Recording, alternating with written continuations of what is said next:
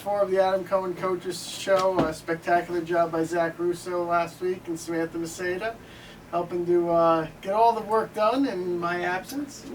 They did a great job. Very good. What can I say? Well, again, we'll look back at this past week's games, talk about some odds and ends pertaining to the program. Let's start off just the one game last week, the New Haven game, 2-1 loss on Saturday night. Just give us, your assessment of the team's play against UNH. Yeah, overall, I think we did okay. We played pretty well, had things under control, and I give UNH full credit. They scored a good goal in the first half. And from there on, we were chasing the game a little bit. Kerry DiBiase did pull one back after New Haven had gone up 2-0. So, we fought some good things, but clearly we were not consistent enough. So we want to work on creating more chances and really limiting opportunities for the opponent moving forward. Now, I was standing about probably 10 feet to your right where you were on the bench. From my vantage point, and again, pretty close proximity to yours, it didn't look like that first goal maybe went over the line in its entirety. What did you see?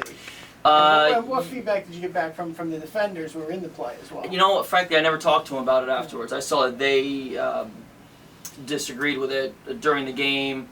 I thought it was in, but I couldn't really tell from my angle. I couldn't tell, so I couldn't have an opinion on it. Just had to respect the official's call. Then watching the video, it was a goal. It was clearly a goal. That settles that matter. You were on the road for a while. Now you get a little bit of a homestand here. Home games with Delphi tomorrow night and then AIC on Friday. Yeah. Was it a challenge being on the road so much for the first month of the year? Yeah, well, it was. I mean, in one way, it's a good way to start because it's some adversity, and for a team, it can be a bonding experience. And then the other good side of it is, the back end of the schedule, you're going to have several home games. So it is what it is. But at the end of the day, we have had 2 home games and we're 0-2. So, we've got to start to take advantage and some more pride in the fact when we do play at home on Just Dow Field in front of our home fans, we've got to take advantage of that. And I hope to see us do better moving forward. Well, you get that next chance tomorrow night. Delphi comes in. Right. What are you expecting out of the Panthers? They're good. They're good. They're clearly one of the best teams in the conference. They were good last year. They've added some new players, a new coaching staff, and they're definitely one of the best teams in the Northeast 10. And then Friday night, AIC, we know Matt Johnson is elevated up into the AD's chair. Right. Yeah. What are you expecting out of the Yellow Jackets on Friday? I saw them early in the season because they played in the kickoff tournament, but I haven't been able to study them in depth because we're really right now for us it's game to game to game. So I'll look at them. We play Adelphi at home Tuesday, and then we have a quick turnaround for the Friday game at home against AIC. So I'll learn more about them. What I do know about them is when I saw them. Quality players in the back, creative players in midfield, and dynamic players up top. So they'll be a good team for sure. I know last week you and Zach talked about the Kick for Nick initiative, but again, from our perspective, it seemed great to have them out there on Saturday night. I know UNH even brought some soccer balls to support the cause. Again, just kind of.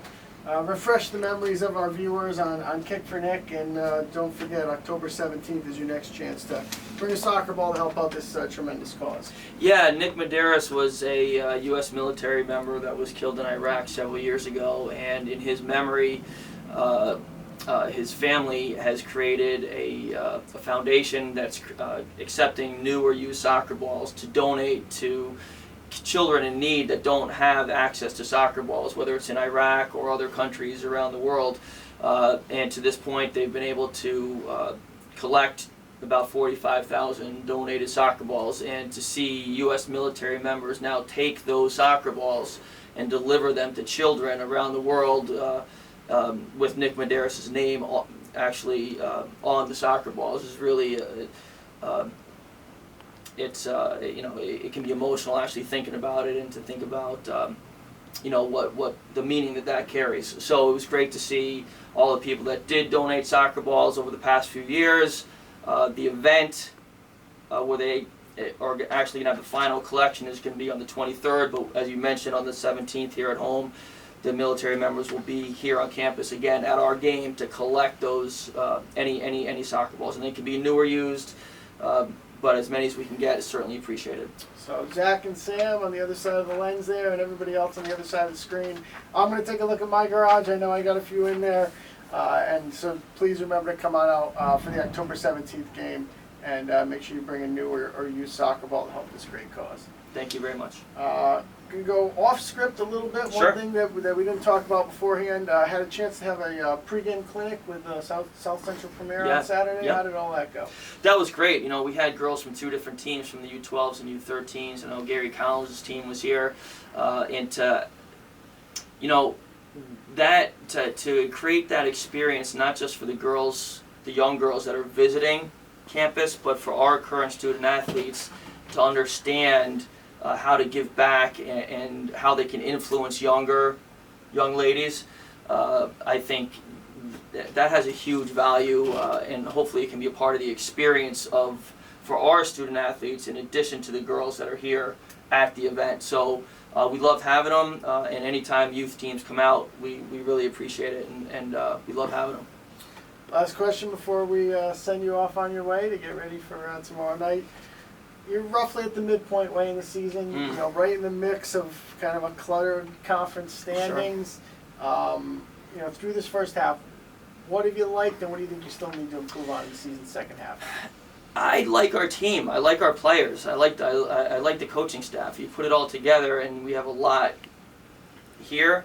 I think our student athletes are still in the process of understanding how competitive our conference is and how we can, you know, play really well for certain periods of time, but you gotta pay attention to the details when it's our opportunity to finish and when it comes our time to shut down the opponent. We've got to make sure that we take care of the details in those situations, because you can play as well as you want, but if you're not mature enough to handle those situations, then you're not going to get the results you want. So I really love our team, but from here on out, it's one game at a time, just trying to improve every step of the way. One last thing before we close it out here. Social media plug. Was it Vicky Condi last week? Penalty kick. If you haven't seen it on Instagram, check it out. It's what, over 50,000? I mean, it's about 200,000. Wow! So it's gone up considerably since I last checked it out. Since you brought it to my attention. So, you know, hopefully maybe she can break that out if the situation warrants going forward. Yeah, we'll see. We'll see. Well, Coach, thanks again, and good luck next week, and we'll chat next Monday. Thank you, Mike. All right.